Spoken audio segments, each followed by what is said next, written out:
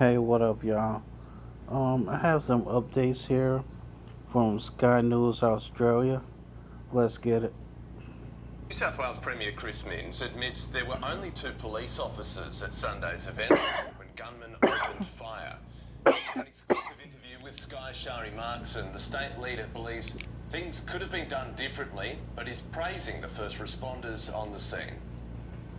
As the country mourns the victims of Sunday's terror attack, questions are being raised about whether more could have been done to protect Sydney's Jewish community. If we had our time again, we would of course do things differently. Sitting down with Sky's Shari Markson, New South Wales Premier Chris Minns has revealed just how many police were tasked to be on site during the Bondi Hanukkah event. My understanding is that there were two in the park during or at the beginning of the shooting, the assassinations. Just two police officers. And there were police in the vicinity, so a patrol car pulled up within moments of the firing beginning. Whether that was adequate for the protection of over 1,000 Jewish people will be examined.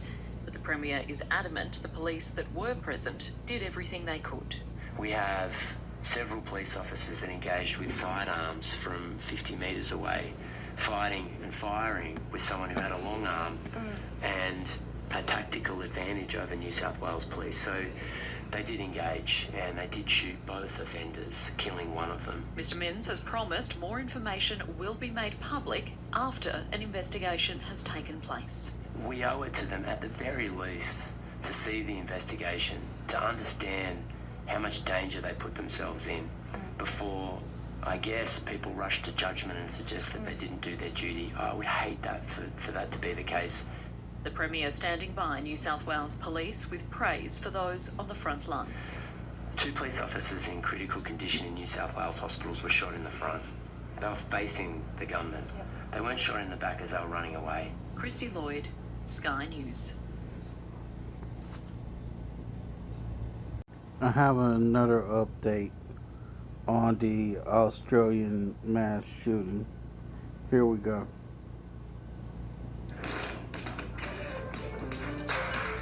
The next Prime Minister of the United Kingdom, he has made comments publicly about what happened in Bondi, but these are his first here in Australian media. The only place you'll see him each and every week is here on a Tuesday night on Paul Murray Live. He joins us now, the leader of the Reform Party. Nigel, Australia is now added to the list of these sorts of terrorist attacks.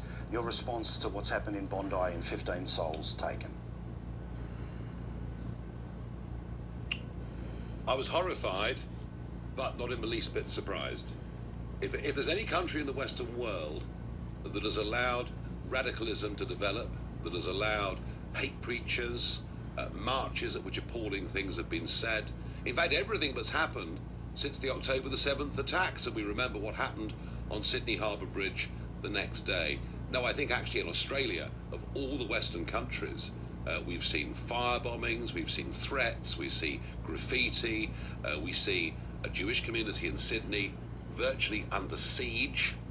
So if there was any country in which it was going to happen, I'm sorry to say that Australia was top of the list. And you add to that the completely unnecessary recognition of a Palestinian state, whatever that is supposed to mean at this moment in time.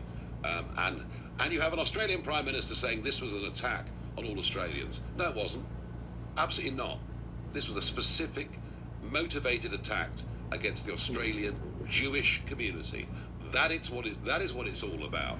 And from what I can see, the authorities in Australia have done very, very little over the last 2 years to stop the growth of really radical, dangerous extremism. And I don't say any of that from a position of complacency.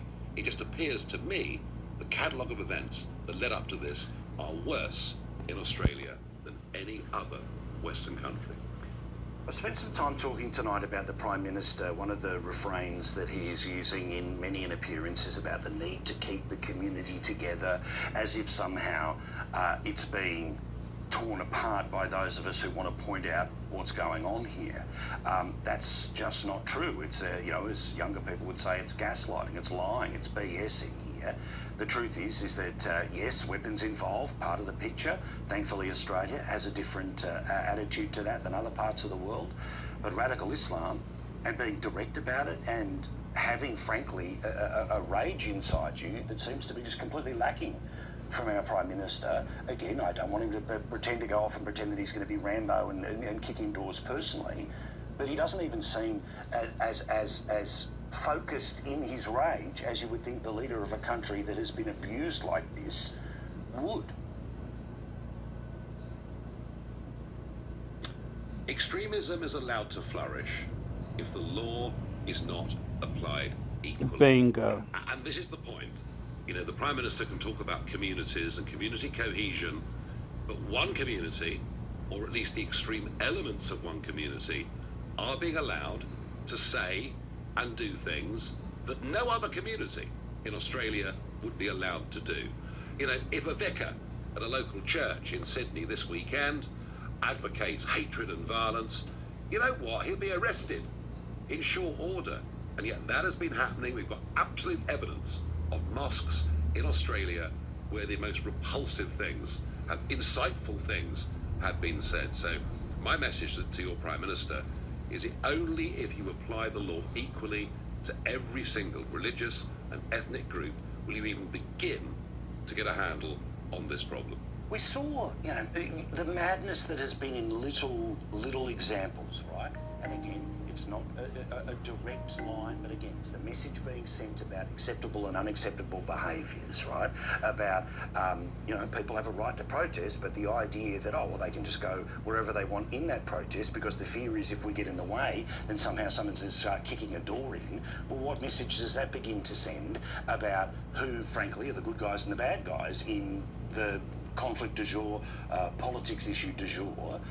If you were the Prime Minister of the United Kingdom, and I get it, and this had happened in your country, what would you be saying to the authorities as a result if something like this, God forbid, did happen there? Well, I'd say that marches that happen either in Melbourne or in Birmingham, UK, marches at which people leading the marches are able, through loudhailers, to call for global intifada, to cry out the chant from the river to the sea. I would say to the police that this is above and beyond the rights of free speech in a public place. This is literal incitement aimed around Israel, Zionism, and Jewry as a whole. But I repeat the point I made a minute ago. You know, if any other ethnic group was to go out and chant slogans that would basically talk about the eradication of another ethnic group, it wouldn't be allowed. Now, the problem you've got in Australia, the problem we've got here, is we've already allowed this to go so far.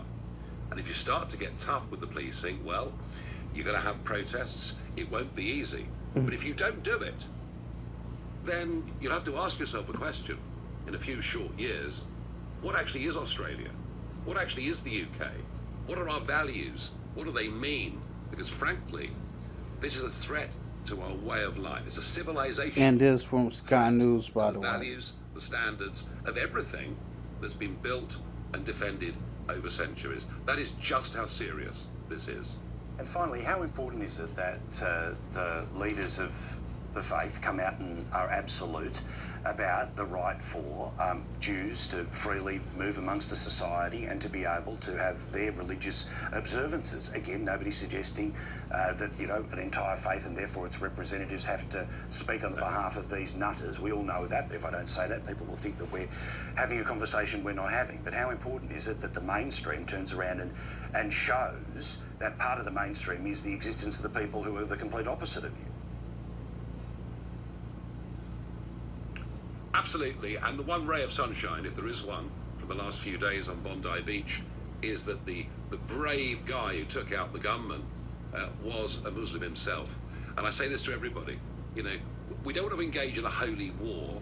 The vast majority of Muslim people living in Britain, living in Australia, are very, very decent, integrated people. Their kids play with our kids. They want to get on and live good lives. But there's this extreme element of Islam has been able to develop. And I would just draw this last point, if I may. If you go to the United Arab Emirates or many of the Middle Eastern Muslim countries, you will find that that the Muslim Brotherhood is a banned, prescribed terrorist organisation, because we know across the world they are the ones promoting evil.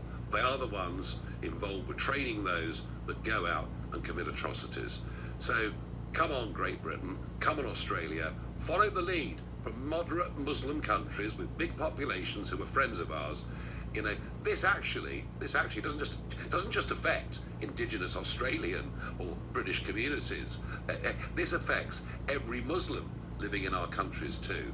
We have to root out extremism, and prescribing the Muslim Brotherhood would be a very good start. Excellent point. Thank you, mate. Lovely to talk to you. We'll see you again next week, hopefully under, well, obviously different circumstances. All the best.